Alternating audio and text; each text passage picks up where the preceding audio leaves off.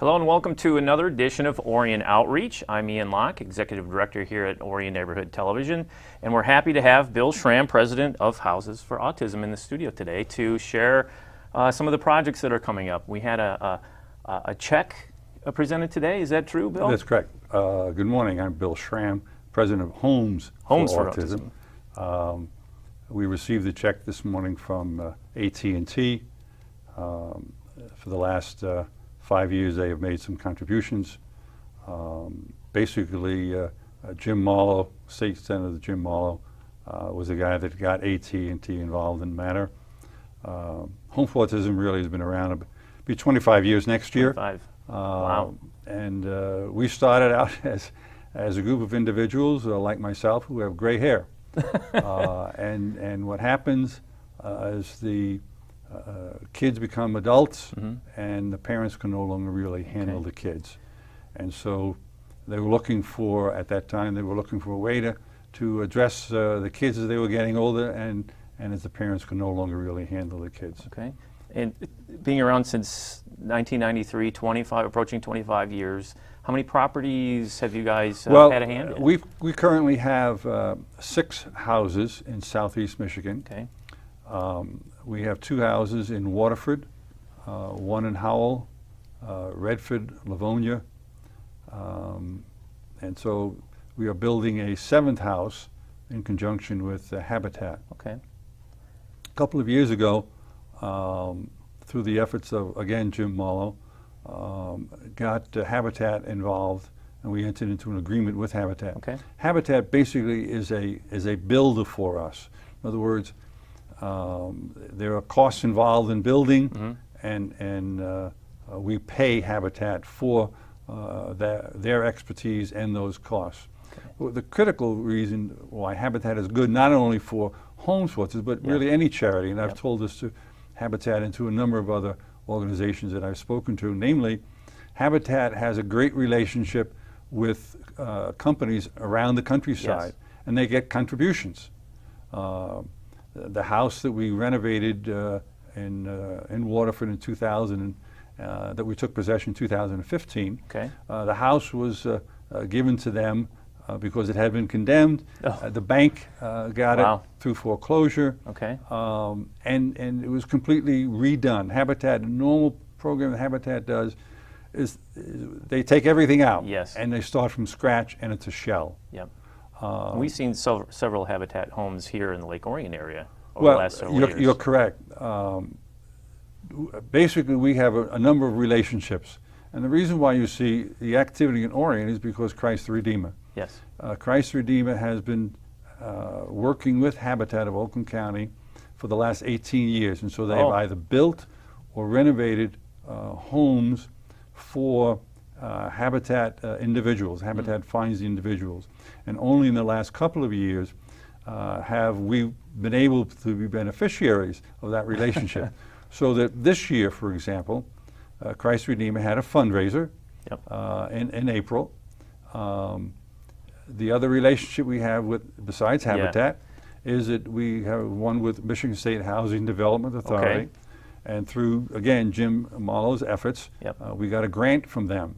So you put together the grant, you put together the relationship with Christ the Redeemer, put together a relationship with Habitat, and you have the ability to build a house. You have a community really working to build a community. That is correct. And but I have to forget there's another little piece in there. Namely, there's a finances, bank. right? Bank. Finances. So tell us how that all functions.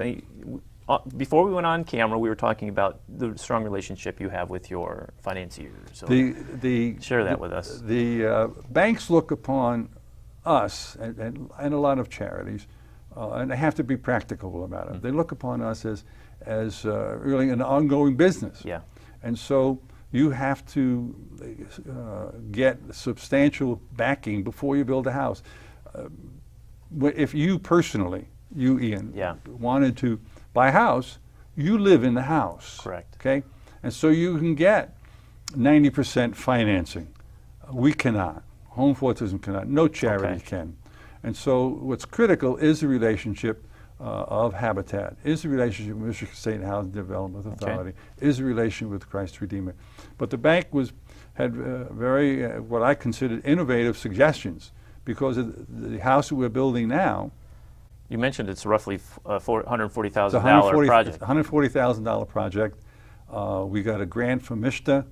We got substantial money raised by Christ Redeemer. But the missing piece really is the rest of it. Namely, you need a mortgage. Yes. And the bank, because we had a very, very good fundraiser back in 2014, they decided to, or made the suggestion, why don't we just increase the mortgage on the house we did in Waterford. Okay. Therefore, the house that we're building up in Auburn Hills will not have a mortgage.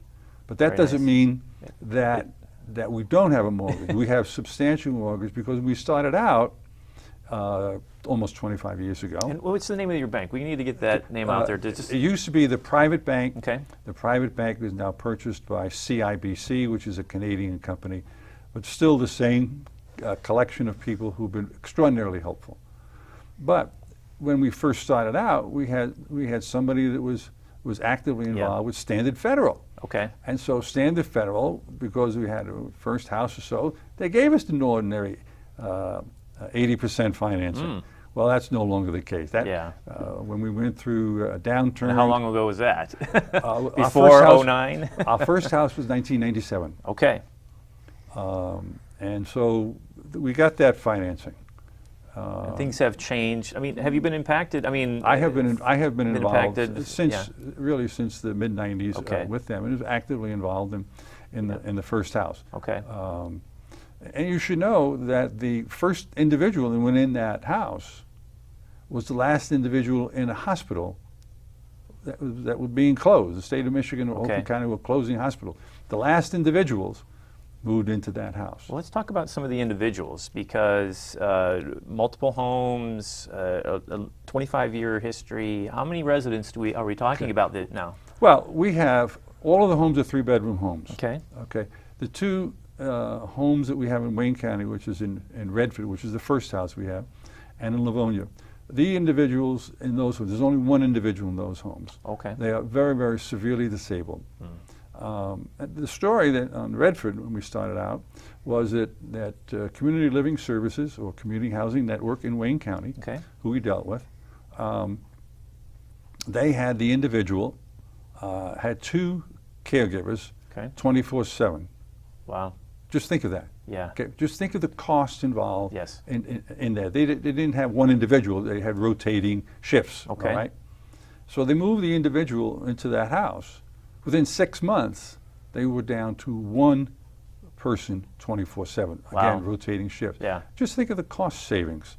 And the reason for it was the comfort of the house. Yep. The individual became very comfortable in the house, and therefore they were able to go down to only 1 individual. Very good. And so the other homes, we have 3 individuals in the homes. Okay. And they're all under 24/7 care.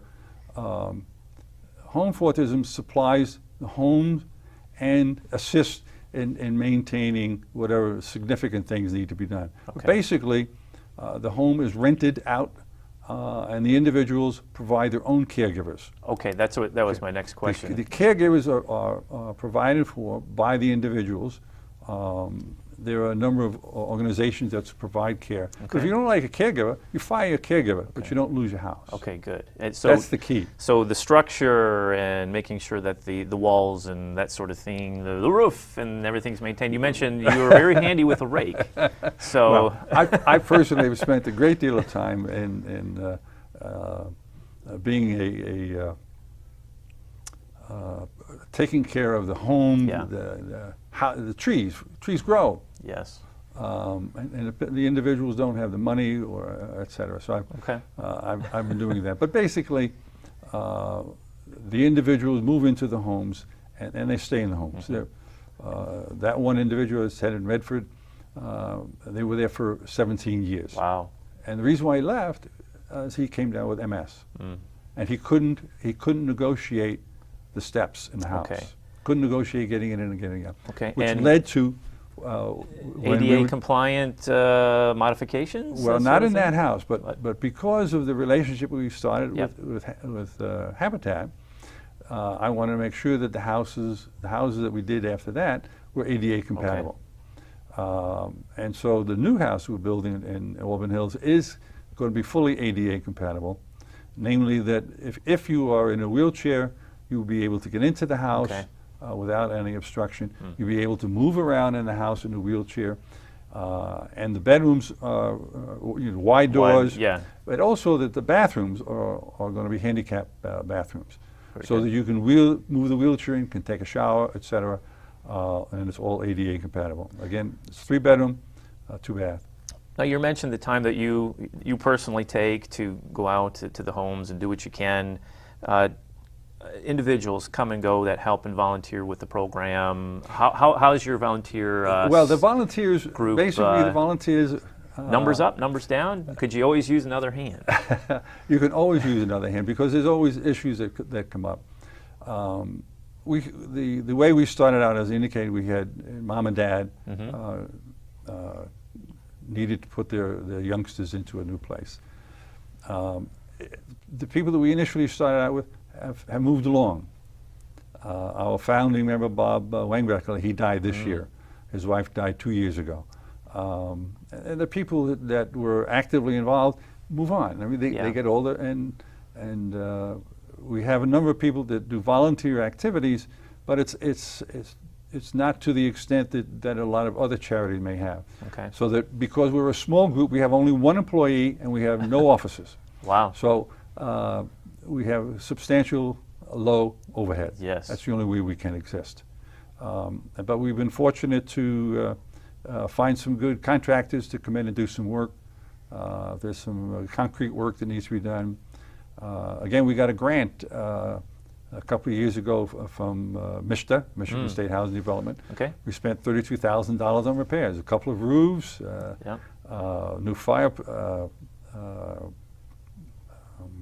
heating unit needed to go in, I mean, to the tune of $8,000. I mean, it always adds up. There's always something. And fundraising. So, I mean, it's a constant progression. Because from one we project to the started next. out with old homes. Okay. Old homes need repair. Anybody who Yes. lives in a house knows Yes. there's substantial repair that needs to be done continuously. And so prior to, say, 2 years ago when we started with Habitat, we spent $100,000 renovating homes. Wow. And where do we get the $100,000? I'm basically a beggar.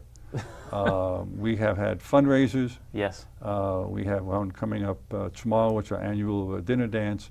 But we've had visits to the zoo or other things. But basically, we rely upon people making contributions.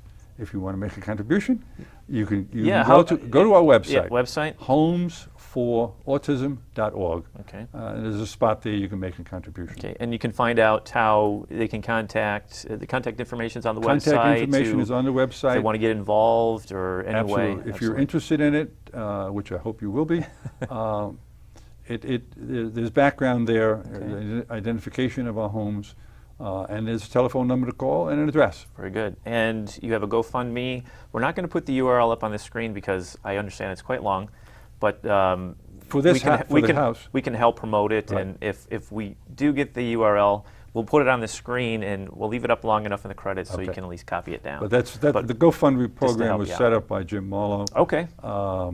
Through his efforts, it got set up, and it's to assist in paying for the house. I do want to point out that while the last 2 houses we've had a lot of help from Habitat and Christ the Redeemer, we still have a substantial, believe me, it's a very substantial mortgage on the homes. Okay. And therefore we have desperate need of people continuing to make contributions. Well, we hope the viewers at home jot down the web page and get involved with your group, and we hope in the future everything goes well for you. And thank you for coming in today. Thank you. We really appreciate it. Thank you very much, Ian. Homes for Autism. Again, we'll have the link to the website on our screen. And we want to thank Bill Schramm for coming in today. And that's this edition of Orion Outreach. Thank you for tuning in. I'm Ian Locke. We'll see you next time. Thank you. Thanks. Thanks again. Thank you.